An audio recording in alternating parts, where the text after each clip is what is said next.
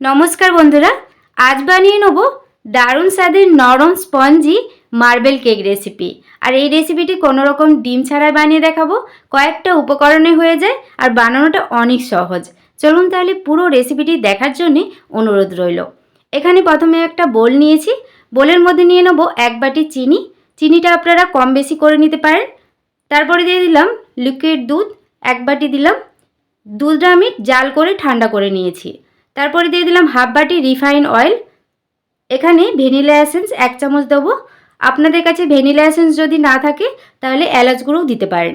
তারপরে একটু সময় ধরে ভালো করে ফেটিয়ে নিচ্ছি যতক্ষণ পর্যন্ত চিনিটা না গলে যায়। আমার চ্যানেলে আপনি যদি নতুন হয়ে থাকেন প্লিজ আমার চ্যানেলটি সাবস্ক্রাইব করবেন আর পাশে থাকা বেল আইকনটা পুশ করে দেবেন আমার নতুন ভিডিও পাওয়ার জন্যে। এখানে ফেটিয়ে নেওয়ার পর 2 বাটি আমি ময়দা ব্যবহার করছি। আর এখানে দিয়ে দিলাম 1 চামচ বেকিং পাউডার, হাফ চামচ বেকিং সোডা দিয়ে ভালো করে একটু সময় ধরে ভালো করে ফেটিয়ে নিতে হবে। কোনো রকম দলাভাব যেন না থাকে। যত ভালো ফেটানো হবে তত ভালো স্পঞ্জি নরম তুলতুলে কিন্তু কেকটাও হবে।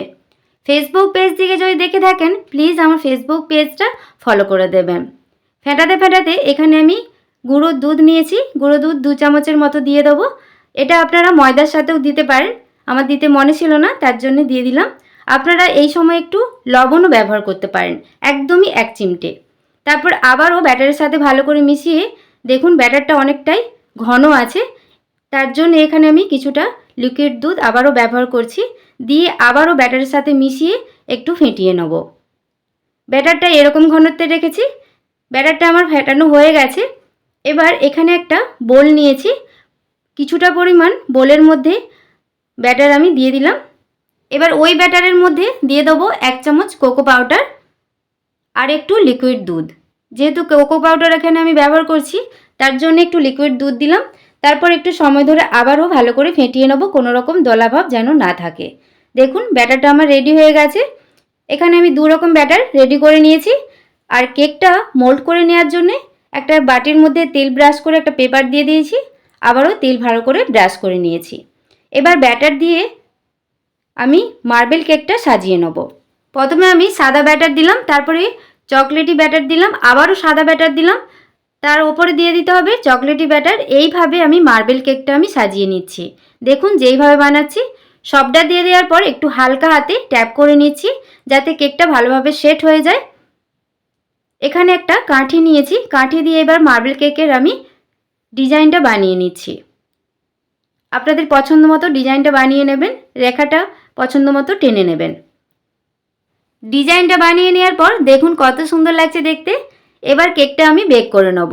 তার জন্য আগে থেকে আমি কড়াইটা গরম বসিয়ে দিয়েছিলাম। কড়াইটা যখন ভালোভাবে গরম হয়ে যাবে সাবধানে বাটিটা আমি বসিয়ে দিলাম। এবার এটাকে লো ফ্লেমে চাপা দিয়ে 30 মিনিটের মতো বেক করে নেব। 30 মিনিট পর চাপা খুলে দিয়েছি। দেখুন কেকটা ডবল হয়ে ফুলে গেছে আর দেখতে কত সুন্দর লাগছে। এবার কেকটা হয়েছে কিনা একটা কাঠি দিয়ে চেক করে নেব। দেখুন ব্যাটার কিন্তু কাঠির মধ্যে লেগে আছে। আবারও 10 মিনিট চাপা দিয়ে কেকটা আমি হতে দিয়েছি। দেখুন এবার কেকটা আবারও কাঠি দিয়ে আমি চেক করে নেব। কাঠিটা দেখুন পরিষ্কার উঠে আসছে। কেকটা আমার হয়ে গেছে। ঠান্ডা করে আপনাদের দিকে দেখাচ্ছি। কেকটা ঠান্ডা হয়ে যাওয়ার পর একটা ছুরি দিয়ে চারদিকটা এভাবে ঘুরিয়ে নিচ্ছি যাতে কেকটা সহজেই উঠে আসে। একটা প্লেটের মধ্যে উল্টে নেব। দেখুন সুন্দরভাবে উঠে আসবে দেখুন। আর নিচের যে কাগজের দিকটা কিন্তু একদমই পুড়ে যায়নি। আর প্রত্যেকটা লেয়ার কিন্তু বোঝা যাচ্ছে দেখুন কত সুন্দর হয়েছে আর কতটা নরম তুলতুলে হয়েছে। দেখুন কেটে দেখাচ্ছি কতটা নরম হয়েছে। আজকের এই রেসিপিটি আপনাদের কেমন লাগলো অবশ্যই কমেন্ট করে জানাবেন। রেসিপিটি ভালো লাগলে প্লিজ একটা লাইক কমেন্ট শেয়ার করবেন। কতটা নরম হয়েছে দেখেছেন। আজকের মতো রেসিপিটি এ পর্যন্তই। সবাই খুব ভালো থাকবেন। ধন্যবাদ।